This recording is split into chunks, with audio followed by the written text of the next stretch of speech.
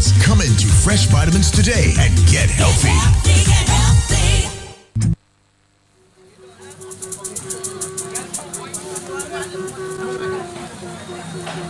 We do apologize for the absence of the news today. Stick around for Talk on the Block.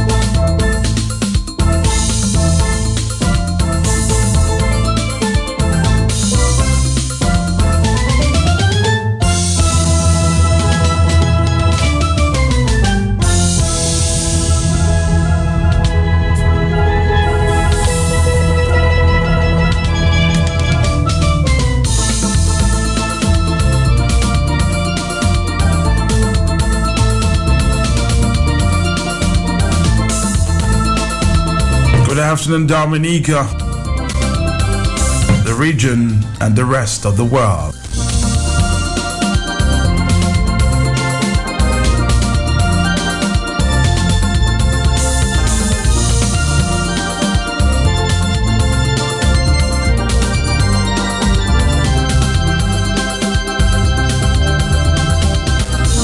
Bank lawyer,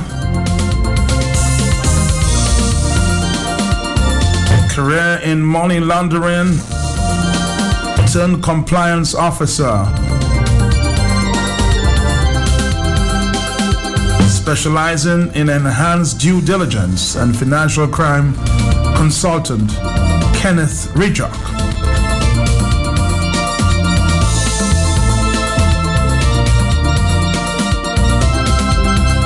He knows everybody. Everybody is locked in.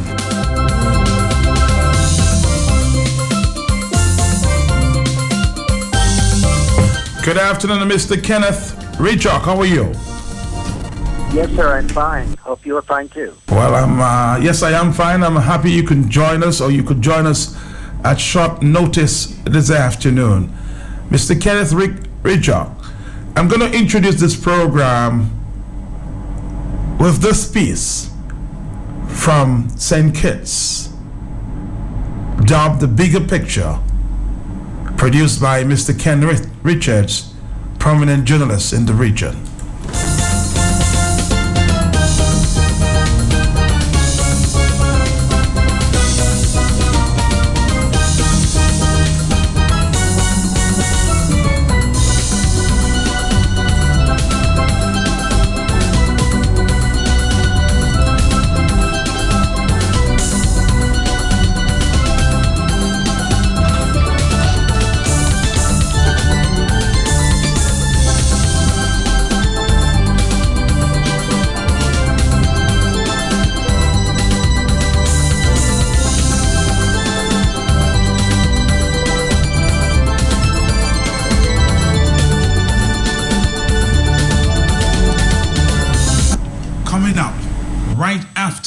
Weekly headlines. Regional journalists weigh in on the Kamala Lennox link.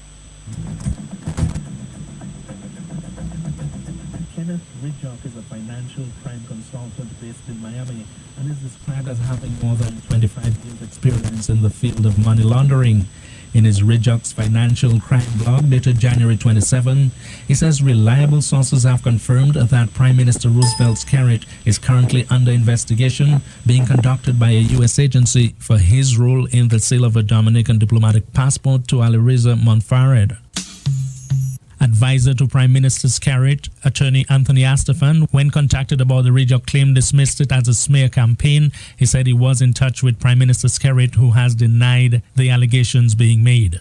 Well, I think it is a complete and absolute and reckless publication and part of a smear campaign against the Prime Minister. First of all, Rijock, as I think you know, is a former convict, convicted and tried for money laundering and drug-related matters.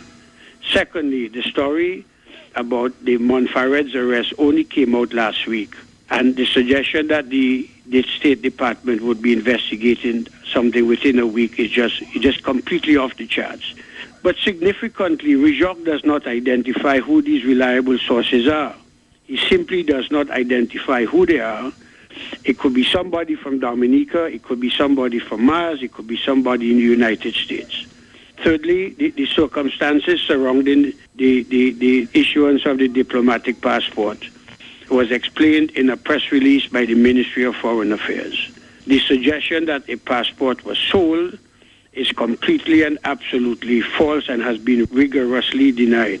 And finally, the suggestion that some blogger, not the New York Times, not a reputable investigative journal or newspaper or organization, but a blogger with a criminal past could have that information and nobody else is mind-boggling. And furthermore, the suggestion that the Justice Department would, without any form of diplomatic correspondence or note, be conducting an investigation of a head of a prime minister of a sovereign state is something that is just beyond, not just beyond the pale, but over Mars and over the moon. But Mr. Stefan, why would Kenneth Rijock want to launch a smear campaign against Prime Minister Skerrit?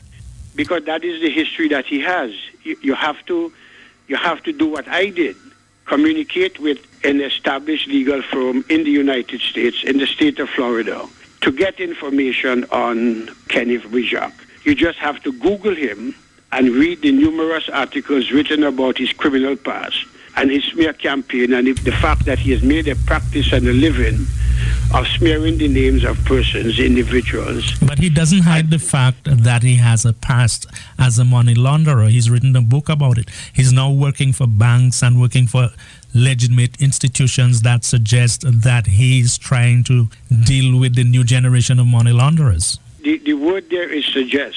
You do not know who he is, neither do I. I took the step of communicating with lawyers in the United States who has given us a full and comprehensive briefing on him. They have looked at the article. They say the article just makes no sense on the face of it. This is, in their view, mischief-making and consistent with Kenneth Rijock's past. There's nothing in it which is factual other than the fact that Monfared was arrested and sent or is on his way back to Iran. Everything else is absolutely and completely false. If it does emerge, Mr. Stefan, that the allegation is true, what will you say then? It will not emerge as being true. I can tell you that for a fact. We have done our due diligence on him. Attorneys in the United States have given us advice as to the course of action that we should take. They have described him as a mischief maker and somebody who is consistently on a smear campaign to try to attract attention to himself for the purposes of his business and his profession. And we accept the words of the independent attorneys in the United States of America. I have met with senior attorneys in the state of Florida. I have communicated by them with email and telephone, and that is the information they have given us on Rijock. They've looked at the information. On the face of it, they said it doesn't make any sense. Meanwhile, Prime Minister Skerrit has denied that he is being investigated by authorities in the United States. In an address from Greece where he's said to be on a working visit, the Dominican leader described the Kenneth Rijock claim as a, quote, treasonous campaign, end quote, by members of the opposition and, quote, their allies abroad. They have sought to name me as a person of interest in criminal investigations being undertaken in the United States, when my alleged involvement is a complete falsehood. I wish to assure the people of Dominica that Roosevelt Skerrit has never sold and will never sell diplomatic passports to anyone. And I certainly did not sell a diplomatic passport to Mr. Monfared. A former big-time money launderer, Kenneth Rijock now works with banks and governments to, quote, track the new generation of money launderers. It's 1:10 in the afternoon. Kenneth, you're still alive. Hello. Yes, hello. Yes, hello. Kenneth. Yes, sir. All right, sir. So you've heard this report, your credibility on the question here. So my first question to you is, Kenneth, tell us something about you and your background. That's very good. Unlike some of Mr. Scarrett's lawyers, I got my law degree in 1973. I have been around for a long time. Before I became a lawyer, I was a soldier. I served in Vietnam and Cambodia. I spent the 1970s as a bank attorney for the only Miami law firm that had a London and a New York branch. The 1980s, I spent as a career money launderer for organized crime groups. And after I served 2 years for that, I switched sides, and for the last 25 years, my job has been to catch people who are committing financial crime.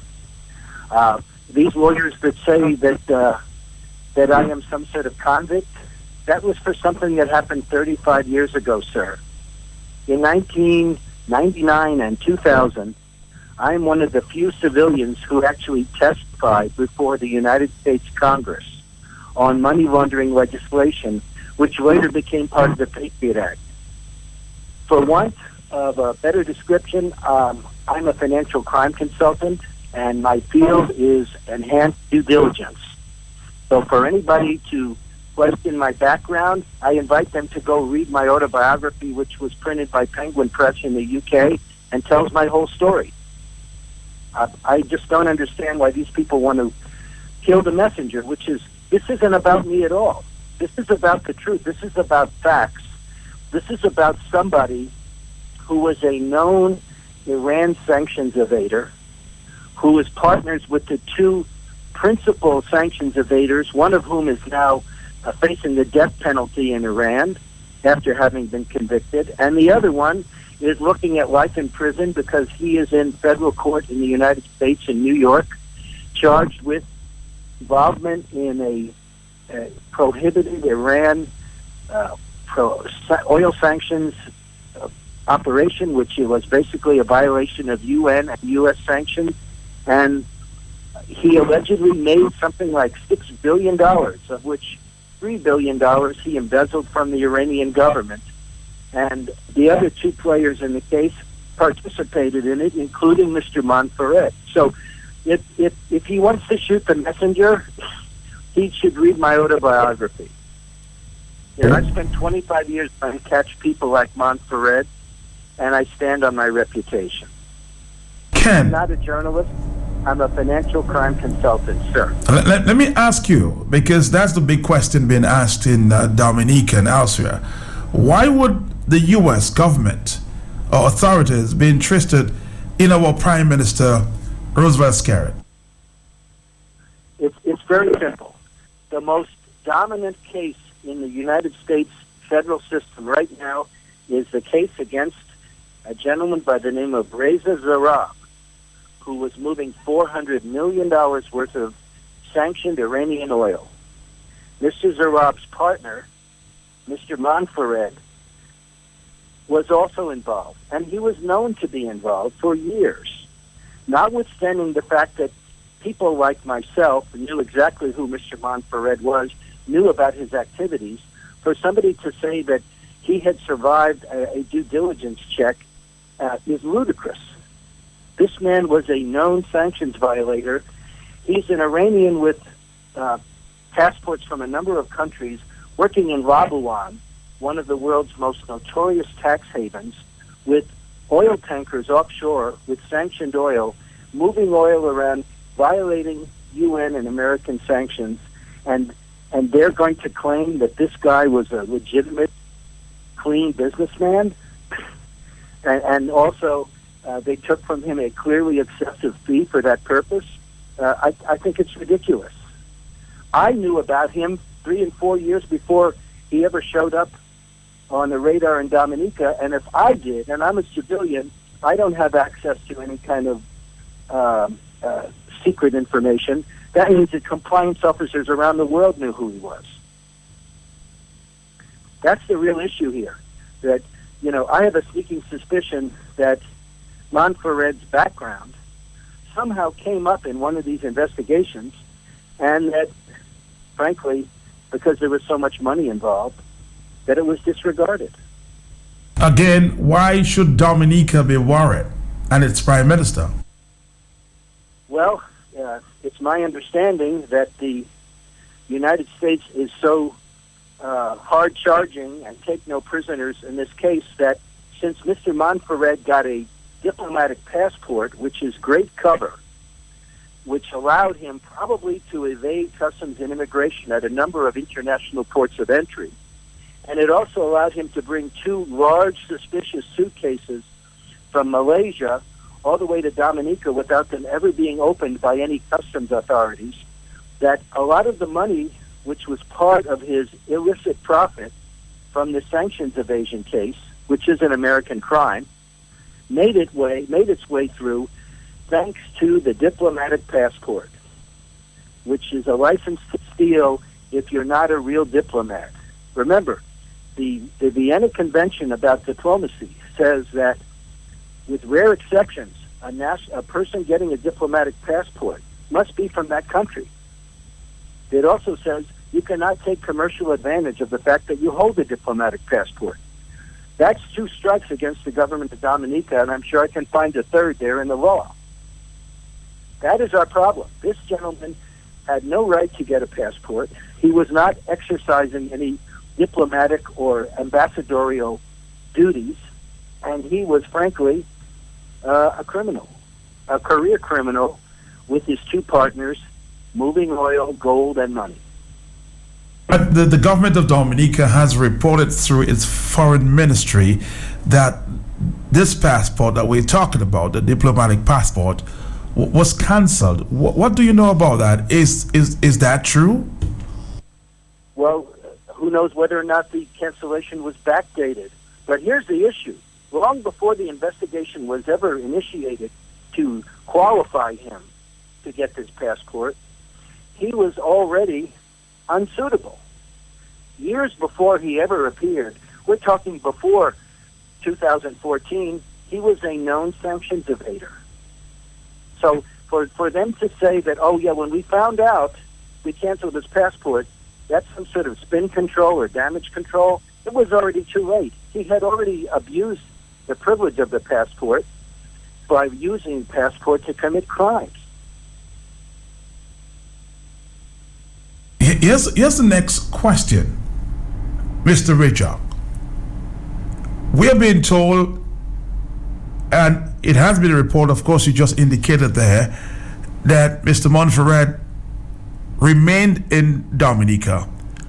Are you aware if he was, if the authorities had that information? Which information, sir? The information that he stayed in Dominica for a few months.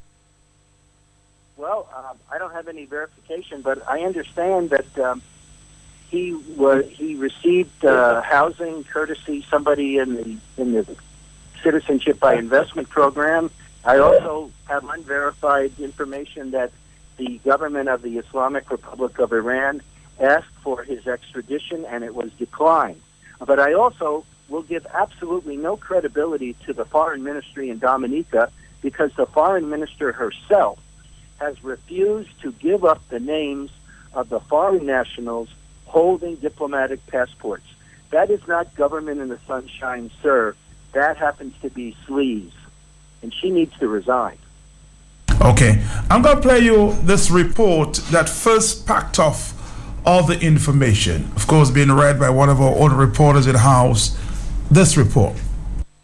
Reliable sources have confirmed that the Prime Minister of the Commonwealth, Roosevelt Skerritt, is currently under investigation being conducted by an agency of the United States for his role in the sale of a Dominican diplomatic passport to Ali Reza Zabahalat Monfared, an Iranian national who was recently returned to Iran, where he faces criminal prosecution for the embezzlement of billions of dollars in state funds. The investigation is said to be in Skerritt's actions in facilitating the delivery of a diplomatic passport passport to unknown international sanctions violator Monfared, who is a part of a massive $400 million Iran oil for gold sanctions evasion operation involving his alleged partners Babak Zanjani and Reza Zarab. Zarab is awaiting trial in U.S. District Court in New York. Whether Scarrett will later be named as a co-conspirator in the Iran sanctions case cannot be determined at this time, but considering the zeal with which the United States Department of Justice is conducting that case, and given the amount of money the Zarab organization earned for selling Iranian oil in violation of international and American sanctions, he could face a very, very long prison sentence. Obviously, Scarrett fails to conduct his own due diligence, or he would have learned that Monfared was operating in very dangerous waters against the world's most powerful adversary. Two of Scarrett's attorneys were reportedly deeply involved in the widespread sale of diplomatic passports, but no information is available at this time on whether they are part of this investigation. But due to the fact that they are either going to be co-defendants or witnesses, they can no longer represent their clients due to a conflict of interest. They may also want to research U.S. law on the crime or fraud exception to the attorney-client privilege. Monfared's illegal activities were common knowledge in the compliance industry long before he applied for and received a diplomatic Dominican passport, and whether Scarrett exercised undue influence in the approval and issuance of the passport to Monfared will most likely be part of the investigation. He and Scarrett reportedly had a close personal relationship, as evidenced by Scarrett's visit to Monfared in Malaysia, where the Iranian national operated what is alleged to be a front company used to conceal his criminal conduct. Additionally, the award of a diplomatic passport to Monfared violated several provisions of the 1961 Vienna Convention on Diplomatic Relations, and Scarrett's act of issuing the passport when he knew or should have known that it violated an international agreement which Dominica is bound by increases his culpability. If he is indicted, he will be forced to resign as Prime Minister of Dominica. All right, that was the first report, Kenneth. And of course, you said categorically there, reliable sources, and your critics are questioning these sources. Talk to us about that. Well, I can tell you that compliance officers such as myself and financial crime advisors routinely we rely upon the off-the-record statements of people in a lot of different professions, including law enforcement. And we use individuals who have a proven track record of reliability, so that if somebody that I have had trust in and received reliable information from for years comes in to me and tells me something such as this instance, I have no doubt that it is true. The other problem here is that there seems to be a lack of ability to grasp what goes on in a criminal investigation in the United States. This information is all classified law enforcement sensitive. When Scarrett's lawyers keep saying, well, they can't find anything on it, this information is only going to be held closely by law enforcement. Any information that they have is going to be sealed, and it's non-public, period. So for anybody to say, well, we asked so-and-so, we asked these lawyers, we checked here and there, they need to take about 4 hours and read the entire Zarab case, the Reza Zarab case in New York, where they can see the zeal with which the United States is going after anybody, even on the fringes of this $400 million conspiracy. When I hear through a law enforcement source that he is under criminal investigation, frankly, given the source, I believe it. Also, let's fast forward. After my article, I saw that a few days later, a Caribbean media publication stated that they had, of course, from their own sources, verified that data. So that, to me, is definitely enough by which people should stop hiding from the truth and start realizing that you do not give diplomatic passports to Iranians in the Caribbean, knowing what has happened in the past with citizenship by investment countries in the same region where they have been burned time and time again, where an Iranian shows up in Canada with a St. Kitts passport, saying he's going to meet the prime minister, and it's all totally bogus. There is a higher level of due diligence called enhanced due diligence. That means you send somebody out to get the answer. You don't look at government sanctions lists, sir. You don't call up friends of yours and get an answer. You go send somebody to the field to find out, is this person for real? Is this company just a shell? Is he engaged in criminal activity? What about his company and his staff? Is there anybody there when you go to knock on the door? Who are his associates? Is he associating with somebody like Babak Zanjani, who has been on the OFAC list for years and who's his partner? I mean, this is what we call malpractice. I'm not going to blame Bishop and Company because I presume that they gave records to the foreign ministry and somebody chose to disregard them, probably because there was too much money involved. So would you? My answer to your question, the short answer to my question is, sir, it came from a golden source. I would not want to violate that person's confidence. I also don't want to interfere with an ongoing criminal investigation, and I certainly don't want to tip somebody's hand at this point for something that was told to me in confidence. But if they don't believe it, then the only time they're going to find out that it's true is when Mr. Scarrett flies to the United States on business, arrives at the Miami airport like Zarek did, and is summarily arrested and charged with enough crimes to put him in prison for the rest of his life. Indictments in the U.S. are sealed until the United States has you in custody. Zarek's indictment was more than a year old when he was arrested. He didn't even know about it. It's all kept, frankly, very confidential. But I stand by my story, and I stand by my source, who has given me information in the past about other individuals of ill repute in the region, which has all been verified and has all panned out. But here's the claim. Many feel that the prime minister, who many are worried about, in the same breath, could not get arrested with his diplomatic passport and the fact that he is the prime minister of Dominica. Can you clarify that for us, Fred? Well, I wonder if anybody in Dominica reads the history books, if they remember the chief minister of the Turks and Caicos, Norman Saunders, who flew into Miami to pick up a bribe, and he was arrested and did several years. Maybe they've forgotten about General Manuel Noriega, another head of state who did 17 years in federal prison, a couple years in France, and is now doing 30 years in Panama. He cannot hide behind this sort of thing under the right circumstances, and this is not going to be a very pleasant experience for anybody in Dominica. It's going to get very ugly. Can you tell us how soon it may get ugly? So that's the problem, because the United States doesn't rush to judgment, and typically investigations of individuals result in an indictment when there is what we call a bulletproof case. 95% of all federal indictments in criminal court result in convictions or guilty pleas.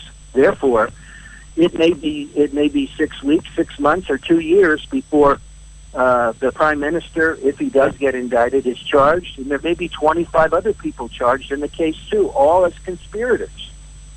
There is no predicting when it's going to end, because it can take a while or it can happen tomorrow. And just when you least expect it, boom.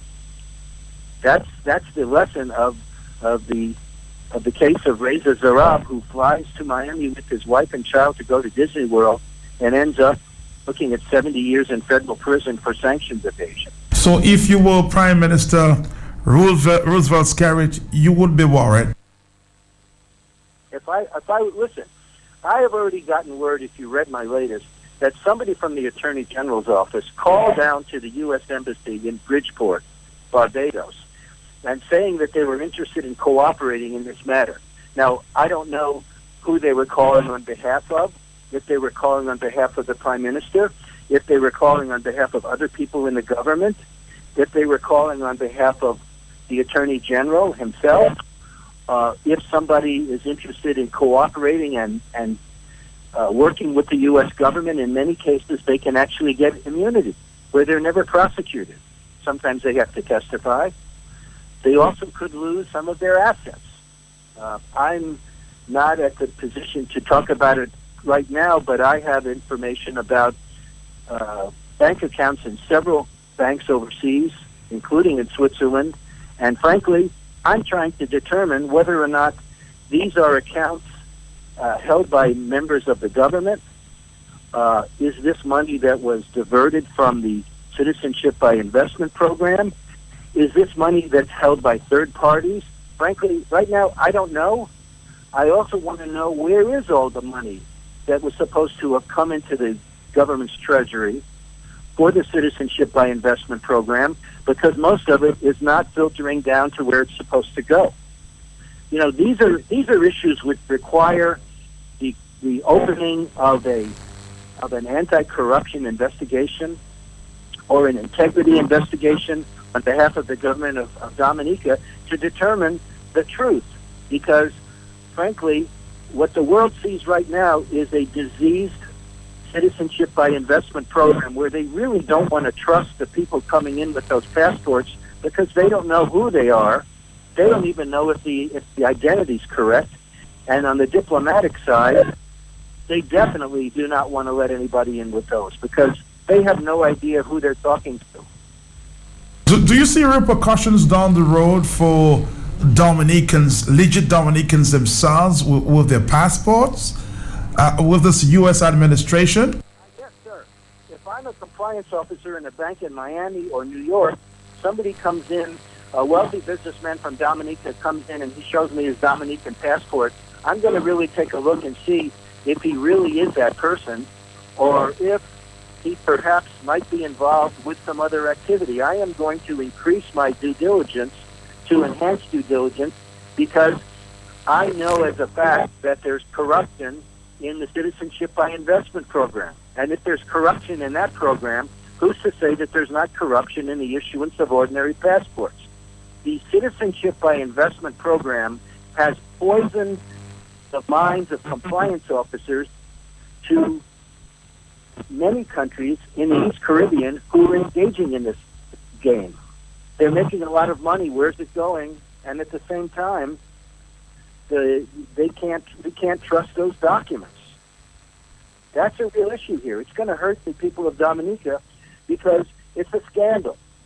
It's a scandal because the money cannot be accounted for. The foreign minister won't tell us who's got the passports. I saw a picture of a passport just yesterday from a British national who is living in the United States and is saying in email that he's going to open up an unofficial consulate here. I mean, what kind of business is going to be performed there? So the bottom line is that this needs to be investigated by an anti-corruption prosecutor independent of the Attorney General's office who can see if there's criminal activity under the laws of Dominica. Should CARICOM be concerned as well? Well, if you read the regional press, you know that over in St. Kitts, they're already upset with this case because they're afraid that it's going to rub off on the St. Kitts program. And I would imagine in Antigua and other places too, and places where they intend to start the Citizenship by Investment program, that they're going to have concerns because it's going to sound like these passports are bogus. All of them. So I want to go back a few years in our conversation earlier. You told me this is not the first time that you are involved in issues like this. And you went back as far as 1980. Yes, sir. You might remember Hurricane David from 1979, well, which took a piece of real estate right out of the center of Dominica. 6 months later, I was in Dominica because Iranians were buying passports illegally to change their nationality. And when I arrived there, I went to the office of two lawyers who I was advised to talk to, and I was told that they were both in court, and I should go down there and meet with them. Well, when I arrived, I found out that it was an inquest. It turned out that the people of Dominica had learned about this particular illegal practice and had themselves protested it in person.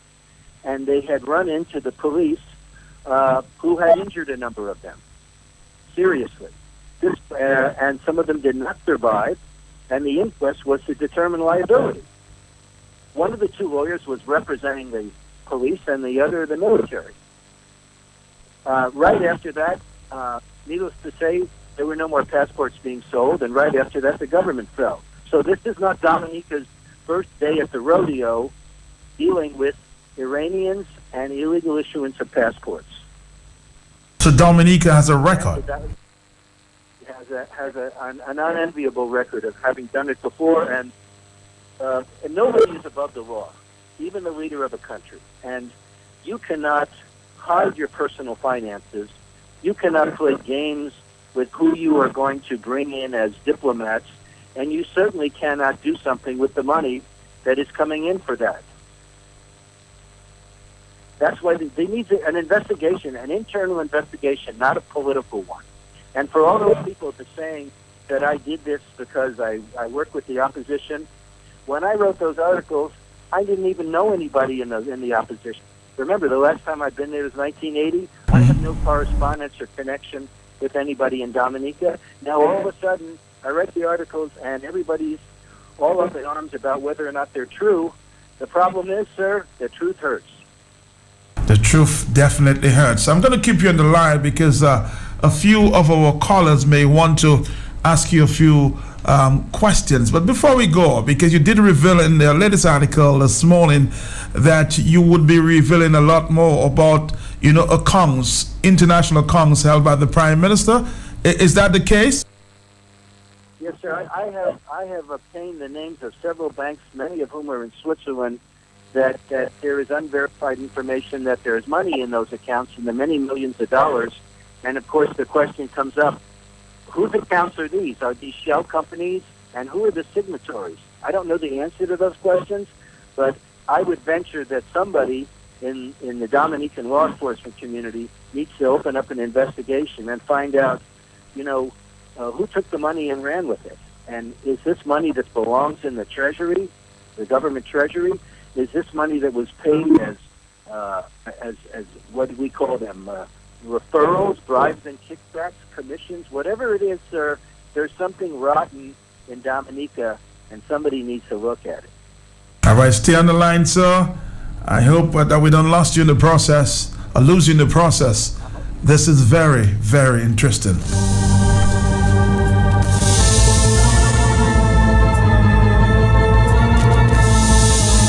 I hope every minute is being recorded by the authorities.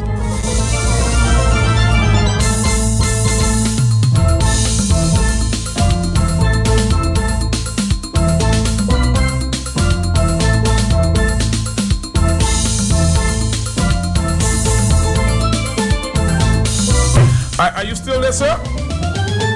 Yes, sir, I'm here. Just hold on.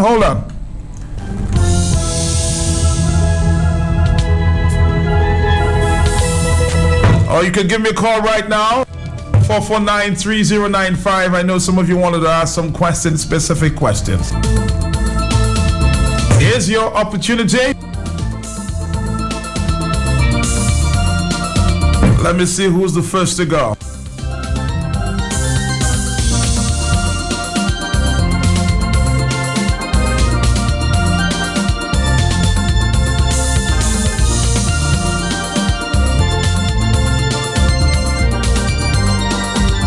Hello. Good afternoon, sir. Your guest and your listeners. Is the gentleman still on the line, Matt? Yes, he is on the line, yes. Okay, I want to ask him. Yes, sir, I am. Good afternoon, sir, and thank you so very much for that information. I want to ask whether the government of the Commonwealth of Dominica is cooperating with the U.S. in terms of that investigation. Whether you get any cooperation from the government of the day, because ministers of government in Dominica, they are silent on that matter. And Tony Astafan is just saying what you're saying there is wrong, is wrong, is wrong. So we would like to know, as the citizens of the Commonwealth of Dominica, whether the government of the day is cooperating with the U.S. government.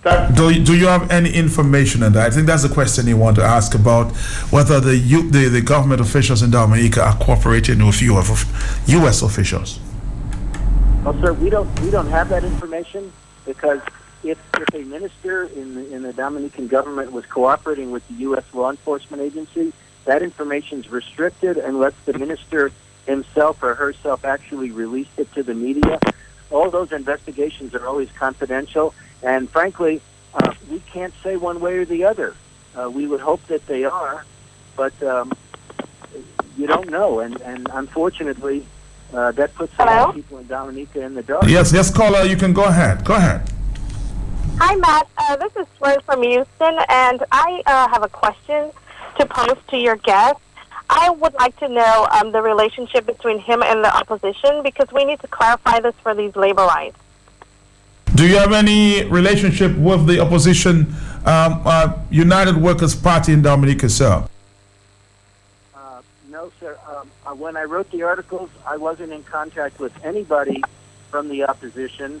I have since been called and emailed by 1 million people, including people from the United Workers' Party, people in the opposition, people who are not affiliated. So the answer is, did I write this for the opposition? I didn't even know who the opposition was, let alone identify the leaders. Is everybody calling me about it and commenting on it? Yes, they certainly are. That includes the opposition and people who, of course, don't believe what I say. So am I a mouthpiece for the opposition? Absolutely not. The whole thing started by me getting information from a law enforcement individual, which has nothing to do with Dominica. All right, caller. Thank you for that answer. Stay on the line there, Ken. Stay on the line. Hello. Hi. Yes. Matt. I have a recommendation to make there, I personally believe that this government has purchased, indoctrinated so many people in this country, especially part of the government heads. I personally believe that if an inquiry has to be made, whatever of this nature, I personally believe it has to be done independently, outside of this kind of people, Well, that's what that he is suggesting. Okay, that he's suggesting that an independent inquiry. This is what Ken Rijock is now suggesting. An independent inquiry is done, and I don't know if you picked that up. Okay. All right, caller. Thank you so much. Thank you so much. It's 1:43 in the afternoon, Dominica. We continue taking your phone calls. Are you there, caller? Hello? Caller, are you there? Yes? Hey, Matt, how you doing? Good. Is your guest there still? Yes, I still think that my guest is here. Ken, are you there? No, I suspect that he's not. I'll try to get him back. But that's the question. No, I gotta ask him a question. You're going to ask him a question. Okay, we'll try our very best to reconnect and come back here right here on cue. A female caller who stated that she was of the chambers of the attorney. I'll play this report and we'll come right back with Ken. Sharing the latest information on the blog. In a video addressed to the people of Dominica during a visit to Greece at 7 p.m. on Saturday, 1 a.m. Sunday in Greece, Prime Minister Roosevelt Scarrett denied an online report of his alleged involvement in a high-profile Iran sanctions busting case in which 3 people have so far been arrested. The allegations of Scarrett's involvement and a possible investigation of such by U.S. authorities followed the recent arrest in the Dominican Republic by Interpol and immediate extradition to Iran of Ali Reza Ziba Halat Monfared, who holds a Dominica passport, amongst others. Monfared, an Iranian national, was wanted for embezzling billions of dollars in a massive Iran sanctions evasion operation. Monfared holds or held a diplomatic passport from Dominica, which he reportedly acquired through a personal relationship with Scarrett. In addition to his Dominica diplomatic passport, Monfard had various passports, including a regular Dominica passport, and had managed to escape extradition at least once when he was briefly detained in Malaysia, where he claimed diplomatic immunity. On Saturday, Skerritt described his alleged involvement in the sanctions evasion scheme as a complete falsehood. I have been assured that I am in no way considered a person of interest or relevance to the sanctions evasions case, nor any case in Iran against Mr. Monfard, Skerritt said, without elaborating as to the source of such assurance. However, contrary to Skerritt's denial, U.S. law enforcement sources have since told Caribbean News Now that his possible collusion with Monfard in providing travel documents that enabled him, Monfard, to evade arrest is indeed under active scrutiny by the U.S. Department of Justice. Our source asked if Skerritt understands he has a right to remain silent, referring to his address to the nation as an incriminating statement which U.S. federal prosecutors will surely use against him. While the earlier report of Skerritt's possible involvement has been dismissed by at least one regional newspaper editor as fake news, it has, according to our sources, nevertheless prompted a flurry of phone calls to the U.S. Embassy in Bridgetown from anxious individuals from around the Eastern Caribbean. All right, let's go back to our guest here on the telephone, Mr. Kenneth Rijock. Are you there, sir? Yes, sir, I am. All right, caller, are you ready? Caller, are you ready? Oh, yes, good afternoon. Yes, quickly. I have a question for Mr. Rijock. He wrote a blog where a fugitive from Iran is being harbored by the government of Canada, and he bought his passport for $350 million and is wanted by Iran for $2.6 billion of money he defrauded an Iranian bank. And this bank is also blacklisted by the UN, and the Americans are also investigating that. So what is his position on that? Is the Prime Minister of Canada being investigated? Are you there, Kenneth? That's what we're all talking about here, is, you know, that I had information about the existence of an investigation which includes the Prime Minister of Dominica and other people, and it seems that everybody wants to say it ain't so because they don't see it in, it's not right for... You're missing the question. I'm asking about the Prime Minister of Canada. No, listen, I didn't write any article about the Prime Minister of Canada. I don't know where you got... You wrote something, you wrote a blog that... Let me ask the caller, where did you see that blog? Sir, how many years ago are we talking about? When did I write this article? All right, let's move on to the next caller, 4493095. Stick on the line there, Kenneth. This caller doesn't seem to have the answers. You look... Hello, talk to me. Good afternoon again, and Kenneth. Uh-huh.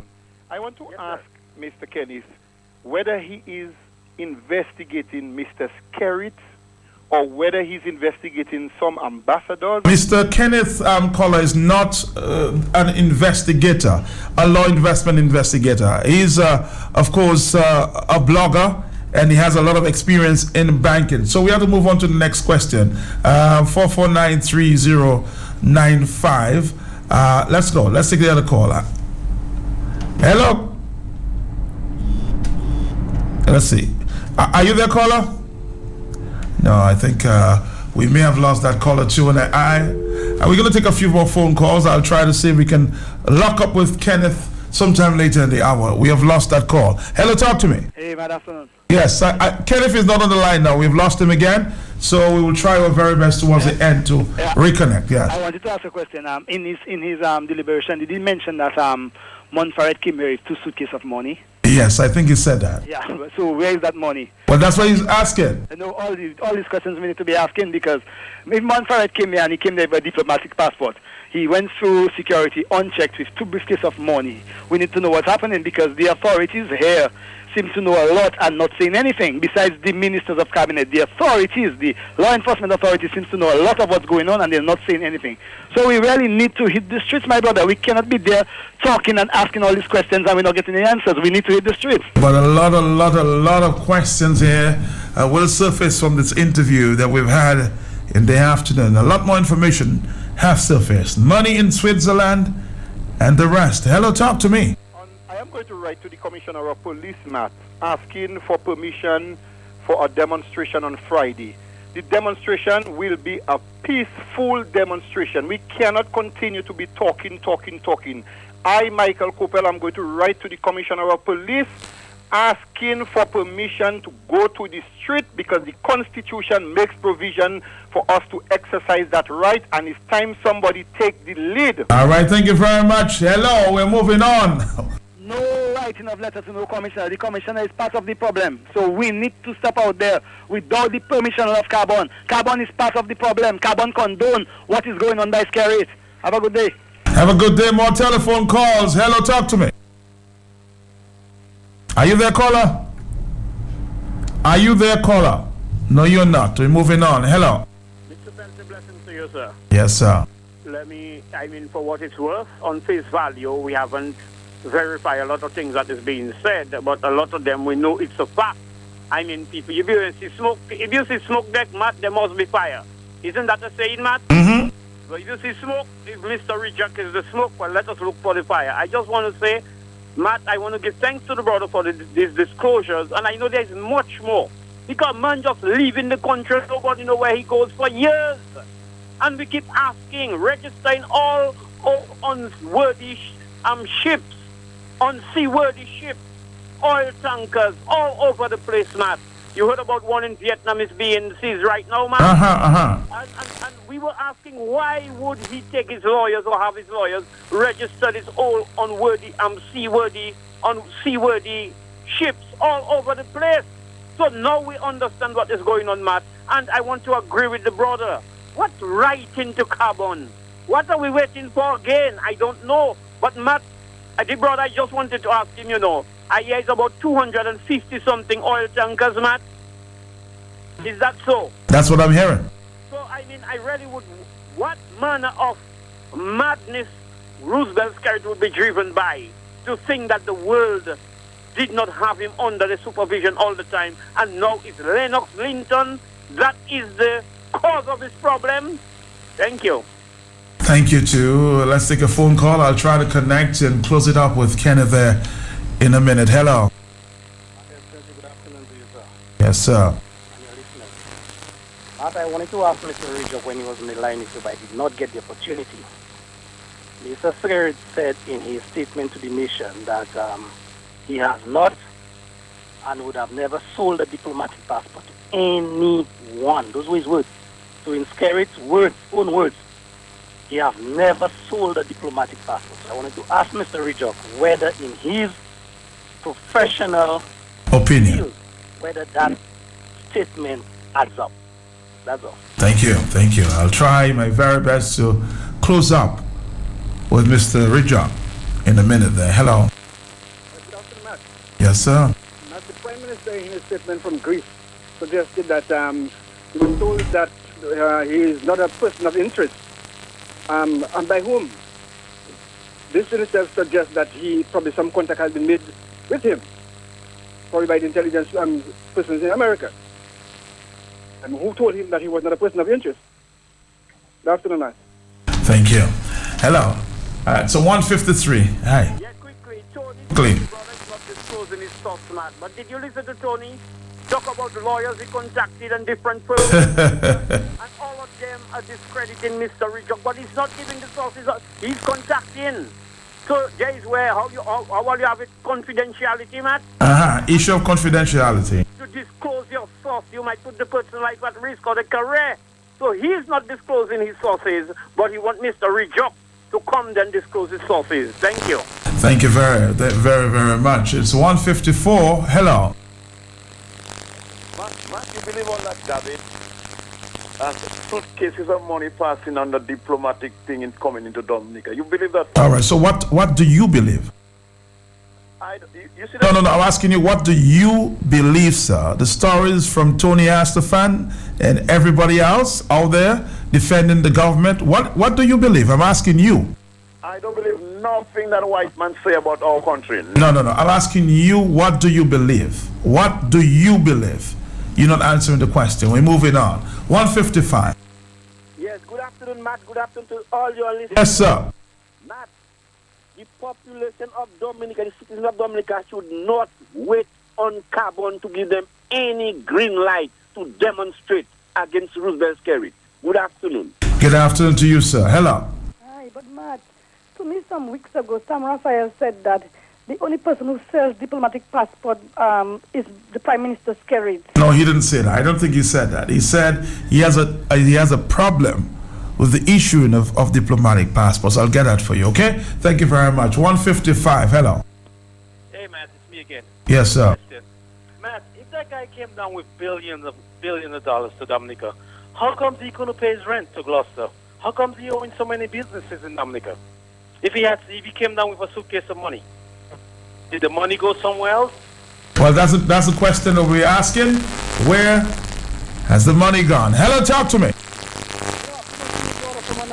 How you doing, my brother? Doing all right.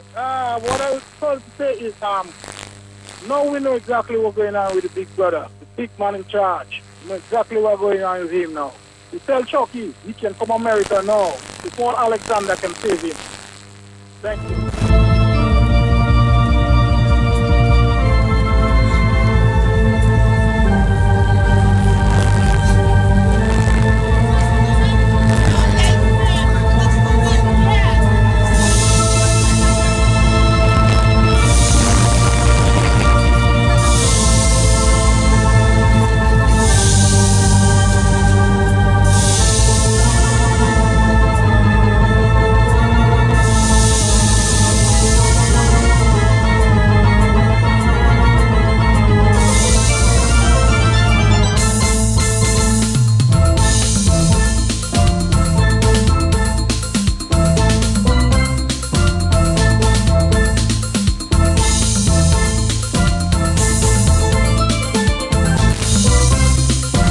I've connected again with Kenneth Rijock there. Very interesting information for Dominica and the rest of the world.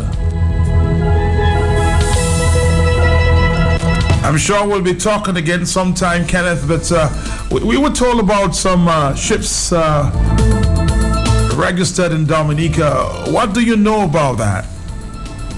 Well, that's another major issue here. Why, hold on, let me just go outside here where I can get a better signal. Can you hear me okay, sir? Yes, I'm hearing you very clear, sir. Okay. Listen, it's one thing to actually run an economic passport program, a citizenship by investment program. Now, why on earth is Dominica registering ships, oil tankers, 20-year-old oil tankers that don't even come into the country and then have a flag of convenience, and the ship's registry happens to be in Greece. It's not even physically in Dominica. That's a recipe for disaster. I don't know who came up with this bright idea. Dominica is neither Panama nor Liberia, where they have flags of convenience, because there is really, the country is not qualified to run a program where they will supervise ships that are flagged under Dominican law. You know what happened here. We all know that the Prime Minister and one of his lawyers zoomed over to Greece, which is where all those records are kept, recently, and questions have been raised as to why were they going over there and what was the urgency. And we're hoping that there was no destruction of records. We're hoping that they have those records, that they can be returned. But I can tell you that there were a number of old tankers registered through this Greek registry with flying the Dominican flag, seen at anchor off the coast of Malaysia and in close proximity to Labuan, the country's most notorious tax haven and one of the most obscure in the world. This sounds to me like basically, if you want to pay me to do this, I'll let you do it, and I'm not going to monitor it. And if you commit crimes, I'm just going to put my neck in the ground like an ostrich. I cannot fathom why somebody put together this kind of project, because look at what happened. Look at what it resulted in. Does Dominica really want to get a reputation for facilitating the violation of UN sanctions? I doubt it. Oh boy. The time has come and gone. Kenneth, any comments, closing comments? We were talking again sometime. Certainly, sir. Yeah, but I'm saying, any closing comments from you in terms of your concerns? Well, my concern is that if there were violations of the UN and American sanctions, is there any liability on behalf of the government of Dominica for what we call willful blindness, just letting it happen and ignoring it?